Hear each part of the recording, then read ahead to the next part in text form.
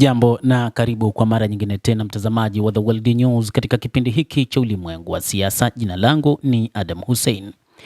Rais wa Marekani amethibitisha kwamba jeshi la Marekani limeshindwa kufanya mashambulizi ya ardhini, kwa maana kuingia katika ardhi wa Iran kwa ajili ya mapambano ya ndani ya Jamhuri ya Kiislamu ya Iran, huku wakati wake akisema kwamba labda nchi nyingine zitaweza kufanya operesheni za kijeshi za nchi kavu.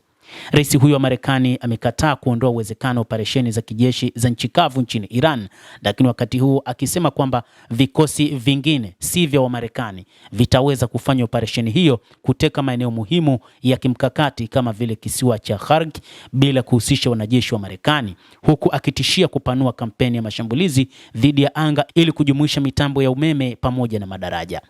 Katika mahojiano na kituo cha Fox News mnamo siku ya Jumanne, Donald Trump alisema na kuthibitisha kwamba jeshi lake bado halikuingia na kuthibitisha kwamba jeshi lake halitoweza kuingia na kufanya operesheni za ardhini ndani ya Jamhuri ya Kiislamu ya Iran, na anasema kwamba ni mataifa mengine ambayo vikosi vyao vitaingia katika Jamhuri hiyo ya Kiislamu ya Iran.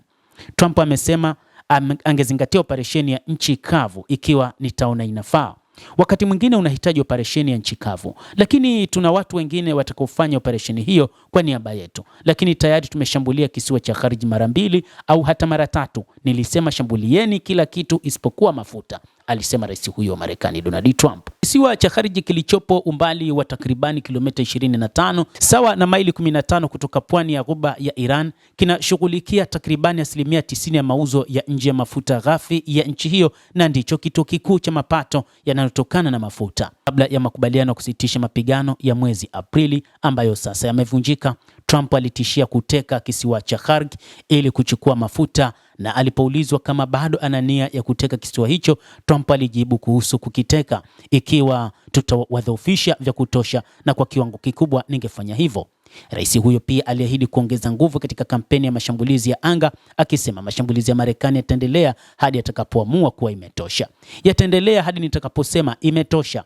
Wiki ijayo ni zamu ya mitambo ya umeme, wiki ijayo ni zamu ya madaraja. Tutaharibu mitambo yao yote ya umeme, tutaharibu madaraja yao yote pokuwa wakija mezani na kufanya mazungumzo, anasema rais wa Marekani bwana Donald Trump. Wakati huu rais wa Marekani bwana Donald Trump amethibitisha kwamba watashambulia Iran mpaka pale yeye mwenyewe Donald Trump atakaposema sasa inatosha. Lakini kwa namna ambavyo anaona mashambulizi yanayofanywa na wa Iran, anaona ni kama vile wa Iran hawakubaliani na wapo tayari kwa ajili ya mapambano, naye anasema lazima apambane vilivyo.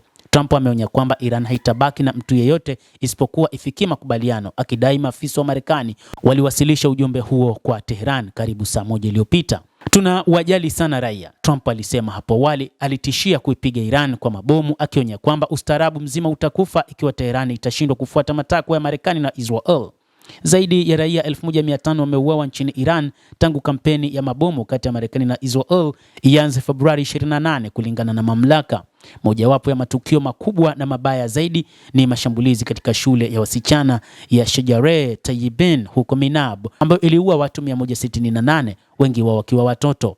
Uchunguzi wa chanzo huria uliofanywa na vyombo vya habari ulihitimisha kwamba shule hiyo huenda ilipigwa wakati wa mashambulizi ya Marekani katika kituo cha majini cha IRGC kilicho karibu. Trump alikana jukumu la Marekani, lakini alisema mwezi uliopita kwamba makosa yanafanywa na hakuna mtu anayefanya hivyo kwa makusudi. Endelea kutufuatilia mtazamaji, lakini ni kusihi usisahau kulike, usisahau kucomment, kadhalika kusubscribe channel yetu hii ili upate habari hizi kwa mapana kupitia The World News. Naitwa Adam Hussein.